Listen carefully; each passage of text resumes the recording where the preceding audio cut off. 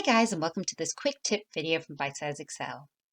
Today we're going to take a look at the quick access toolbar, which is this little bit here in the top left of your workbook, which has your save, your undo and redo buttons on it. And it's where you can add in any commands that you commonly use in Excel so that you can access it much quicker rather than scrolling through all the individual tabs or trying to remember your shortcuts. So to do this, we click our little drop down menu here and come to more commands. And here you can find all the different commands within Excel. You've got your popular commands, commands that aren't appearing in the ribbon, all commands, or you can look at them via the individual tabs that they appear on. So say in our workbook, we're always inserting a table and we want to add that to our quick access toolbar so we don't have to scroll every time to our insert tab.